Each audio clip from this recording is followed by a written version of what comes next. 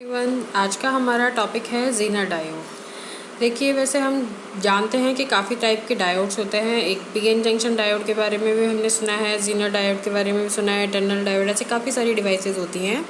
ये सारी devices semiconductor devices होती हैं। इनमें थोड़ा बहुत डोपिंग का फ़र्क होता है, बाकी थोड़ा बहुत और भी फ़र्क होता है।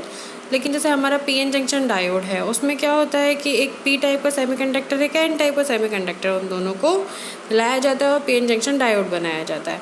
अब ज़ीनर डायोड और पीएन जंक्शन डायोड, इनमें क्या डिफरेंस है? अब हमारा जो ज़ीनर डायोड होता है उसमें एक्चुअली डोपिंग लेवल का डिफरेंस होता है कि पीएन जंक्शन डायोड में तो थोड़ी डोपिंग कम की जाती है और ज़ीनर डायोड में ज़्यादा की जाती है। ठीक है, तो अब हम इसे समझते हैं कि आखिर ज़ीनर डायोड इतनी इम्पोर्टेंस क्यों रखता है। देखिए, आप लोग इस डायग्राम में देख सकते हैं कि ज़ीनर डायोड का ये सिंबल है, जिसे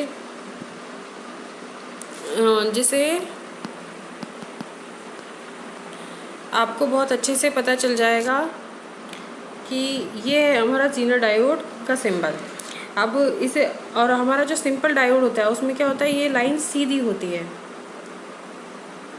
ये इस टाइप में हमारा सिंपल डायोड होता है जिसे हम बोलते हैं पीएन जंक्शन डायोड, और ये होता है जो ये हमारा होता है ज़ीनर डायोड। इसका ये टर्मिनल हमारा एनोड है और ये टर्मिनल हमारा कैथोड है।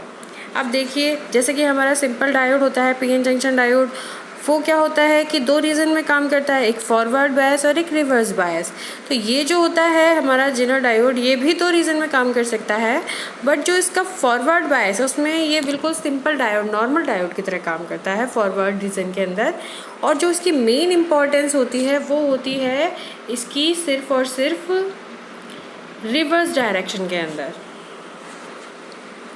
क्यों? अब रिवर्स डायरेक्शन में इसकी इतनी इम्पोर्टेंस क्यों है, आइए तो हम इसे समझते हैं कि आखिर इतनी इम्पोर्टेंस ये क्यों रखता है रिवर्स डायरेक्शन में। एक्चुअली ये क्या होता है कि अगर वोल्टेज रेगुलेटर की तरह काम करता है, मींस इसके अंदर अगर रिवर्स डायरेक्शन के अंदर करंट इंक्रीज़ और डिक्रीज़ भी होता है एक लेवल के बाद, ठीक है, एक वोल्टेज लेवल के बाद अगर करंट इंक्रीज़ और डिक्रीज़ भी होता है तो उस टाइम पे अपने करंट के अंदर जो वेरिएशंस आ रहे होते हैं उनको ये उन वेरिएशंस पे भी अपने वोल्टेज को कांस्टेंट रखता है। तो ये एज ए वोल्टेज रेगुलेटर की तरह काम करता है। ठीक है, अब जैसा कि मैंने कहा कि ये मेन इम्पॉर्टेंस, इसका जो ऑपरेशन रीज़न होता है वो होता है रिवर्स डायरेक्शन के अंदर। तो अब देखते हैं हम इसे आखिर इसमें हो क्या रहा है। The Zener diodes are fabricated with precise break down voltages by controlling the doping level during manufacturing. अब ये जो इसका ब्रेक डाउन रीज़न में क्या होता है, पहले इसका ब्रेक डाउन होता है, मतलब जब हम इसे रिवर्स डायरेक्शन में ऑपरेट करते हैं तो जैसा कि हम जानते हैं कि सिंपल डायोड में भी होता है जो कि अगर हम उसे ब्रेक डाउन रीज़न में, रिवर्स रीजन के अंदर ऑपरेट करें तो एक पर्टिकुलर वोल्टेज पर उनका ब्रेक डाउन हो जाता है। ब्रेक डाउन पे क्या होता है कि करंट अचानक से बहुत ही शार्पली इंक्रीज़ करता है।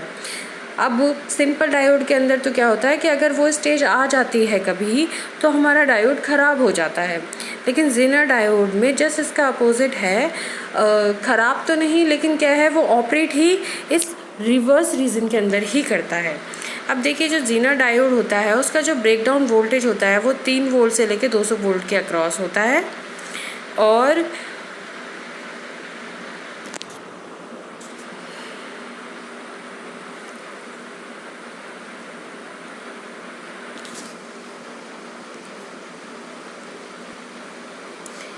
हम इसे रिवर्स डायरेक्शन में या फिर रिवर्स रीजन में या फिर फॉरवर्ड रीजन में ऑपरेट करने के लिए हमें इसके अंदर डीसी बैटरी को लगाना पड़ता है। कि आप देखिए कि अगर हम इस ज़ीनर डायोड के अंदर, जो कि हम देख सकते हैं, अगर बैटरी को ज़ीनर डायोड के पॉजिटिव टर्मिनल से जोड़ा जाए और बैटरी के नेगेटिव टर्मिनल को ज़ीनर डायोड के नेगेटिव टर्मिनल से जोड़ा जाए तो उस टाइम पे क्या होगा। देखिए, ये तो ज़ीनर डायोड इसका बैटरी के पॉजिटिव टर्मिनल से जोड़ दिया और इस वाले पॉइंट को जब हम नेगेटिव टर्मिनल से जोड़ते हैं तो इस टाइम पे ये क्या होता है, हमारा ज़ीनर डायोड फॉरवर्ड बायस रहता है। अब जस्ट अगर हम इसे चाहते हैं कि रिवर्स रीजन में ऑपरेट करें तो हमें क्या करना पड़ेगा, इसी ज़ीनर डायोड के इस टर्मिनल को नेगेटिव वोल्टेज से और इस टर्मिनल को पॉजिटिव वोल्टेज से अगर हम जोड़ देते हैं तो ये रिवर्स बायसिंग हो जाती है। और देखिए आप यहाँ पे सिंबल में देख सकते हैं, ये जो टर्मिनल है उसे हम कैथोड कह रहे हैं और ये जो टर्मिनल है हम इसे एनोड कह रहे हैं। तो बस सिंपली बैटरी, जो हमारी बैटरी होती है DC voltage supply, DC supply, उसके टर्मिनल्स को एक्सचेंज करके हम ज़ीनर डायोड को फॉरवर्ड बायस और रिवर्स रीजन दोनों में ही ऑपरेट कर सकते हैं। चलिए हम आगे बढ़ते हैं। अब देखिए ये क्या है, ये इसकी है VI कैरेक्टरिस्टिक्स, कि VI कैरेक्टरिस्टिक्स हमें क्या शो करती है कि जब हम फॉरवर्ड रीजन में वोल्टेज को ऑपरेट करते हैं तो हमारा डायोड किस तरीके से वर्क कर रहा है, या फिर जब हम इसे रिवर्स डायरेक्शन में ऑपरेट करते हैं, मतलब अगर बैटरी के टर्मिनल्स को जस्ट अपोजिट कर दिया जाए प्रीवियस वन के, तो क्या होगा, तो VI कैरेक्टरिस्टिक कैसे होगी, मतलब कि वोल्टेज और करंट किस तरीके से वेरी करेंगे। चलिए आइए हम इसमें डायग्राम के अंदर देखते हैं। आप लोग यहाँ पे देख सकते हैं, देखिए ये एक रीज़न है, ये एक कर्व है, और यहाँ पे ये जो ब्लैक एरिया है वो क्या रीज़न बता रहा है कि ये वो रीज़न है जहाँ पे ये जो डायोड होगा हमारा ज़ीनर डायोड, वो एक नॉर्मल डायोड की तरह वर्क करेगा। और अब इस दूसरे डायग्राम में देखिए, यहाँ पे ये जो ब्लैक एरिया शो कर रहा है, ये रीज़न क्या है, ज़ीनर डायोड का ऑपरेटिंग रीज़न है। मीन्स कि मेन जो काम ये कर रहा है और जिसकी इतनी इम्पॉर्टेंस है, वो रीज़न जो है वो ये वाला ब्लैक रीज़न है। अब इन दोनों रीज़न में डिफरेंस क्या है, डिफरेंस ये है कि इस रीज़न के अंदर तो ये नॉर्मल डायोड की तरह काम कर रहा है, और इस रीज़न के अंदर ये जो रीज़न है दिखाया जा रहा है, इस रीज़न के अंदर ये ज़ीनर डायोड की तरह काम करेगा। मतलब जो इसका ऑपरेटिंग रीज़न है वो ये है। और इसी रीज़न के अंदर, इस रीज़न के अंदर यहाँ पे आप देख भी सकते हैं कि देखिए जब यहाँ पे ये फॉरवर्ड बायस था तो करंट और वोल्टेज कुछ इस तरीके से आ रहे थे, और उसके बाद जब बैटरी को रिवर्स डायरेक्शन में ऑपरेट किया, मतलब देखिए यहाँ पे जब हम वोल्टेज को इंक्रीज़ कर रहे हैं तो करंट कितना कम इंक्रीज़ हो रहा है, ठीक है, यहाँ पे करंट कितना कम इंक्रीज़ हो रहा है, तो इसको हम बोलते हैं I0, रिवर्स सैचुरेशन करंट। और अब आप इस लेवल पे देखिए, ये जो VZ पॉइंट है, इस VZ पॉइंट पे क्या हुआ, अगर इस VZ पॉइंट पे और वोल्टेज को बढ़ाया जा रहा है तो करंट क्या होगा, शार्पली इंक्रीज़ कर रहा है। ये देखिए यहाँ पे करंट शार्पली इंक्रीज़ किया, कब, जब इस VZ वोल्टेज से आगे बढ़ाया गया। तो ये जो VZ है वो क्या है, हमारा रिवर्स ब्रेकडाउन वोल्टेज है, और इसके आगे का रीज़न जो होगा वो हमारा ऑपरेटिंग रीज़न होता है ज़ीनर डायोड का। क्यों, क्योंकि आप देख भी सकते हैं कि वोल्टेज को हमने बहुत ही थोड़ा सा बढ़ाया है, लेकिन करंट जो है हमारा काफ़ी ज़्यादा इंक्रीज़ कर गया है। लेकिन मेन नोट करने वाली बात यह है कि जो वोल्टेज जो होता है ना हमारा, वो बहुत ही नेग्लिजिबली चेंज होता है, और इसके अंदर जो करंट वेरिएशंस आते हैं वो बहुत ज़्यादा आ जाते हैं।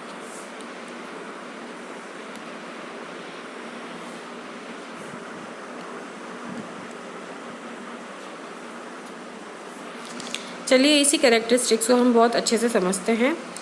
यहाँ पे आप इस कर्व में देखिए कि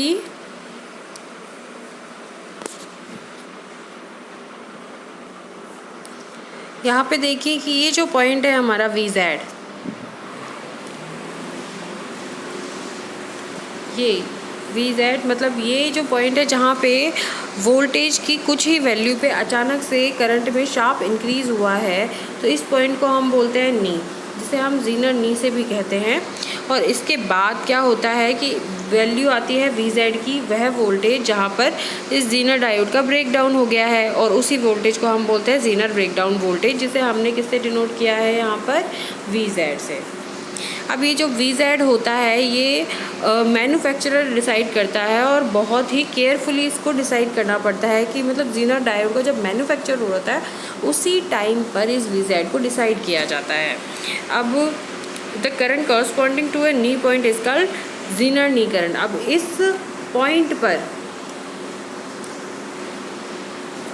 पॉइंट पर जो करंट फ्लो हुआ है उसे हम बोलते हैं ज़ीनर नी करंट। ये जो करंट फ्लो हुआ है इस पॉइंट पर, इसको हमने बोला है ज़ीनर नी करंट। और ये जो करंट होता है वो होता है मिनिमम करंट, जहाँ पर ज़ीनर डायोड का ऑपरेशन रीजन स्टार्ट हो जाता है। देखिए एक बार वापस से बताते हैं आपको।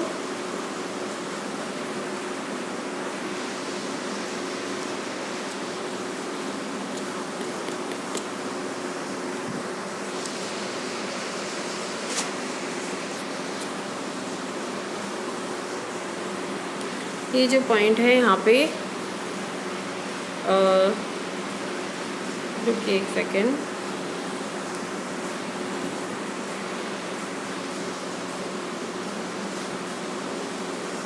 ये जो पॉइंट है यहाँ जो करंट फ्लो होना शुरू हुआ उसे हमने बोला ज़ीनर नी करंट। और ये मिनिमम करंट है जहाँ पे ज़ीनर डायोड का ऑपरेशन रीजन स्टार्ट हो जाता है, और इसी करंट को हमने IZ मिनिमम से भी डिनोट किया है।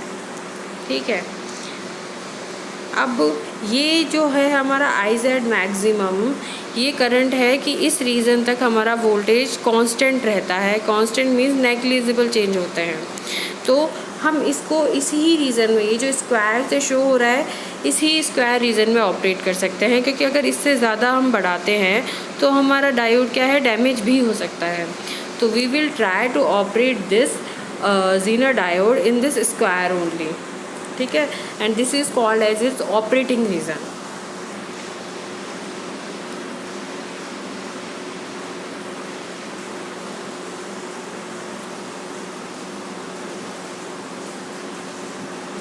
अब देखिए, अब जो हमारा ये नी पॉइंट है, इससे नीचे जो एरिया है वो, उस एरिया के अंदर हमारा जो वोल्टेज होता है वो ऑलमोस्ट कांस्टेंट रहता है।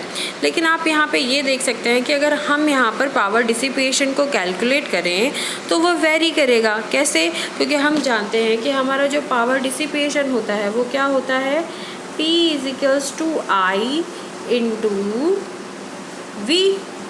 अब देखिए V तो हमारा ऑलमोस्ट नेग्लिजिबली क्या है, कांस्टेंट है। ठीक है, मतलब नेग्लिजिबली इसमें चेंज हो रहा है और ऑलमोस्ट कांस्टेंट है।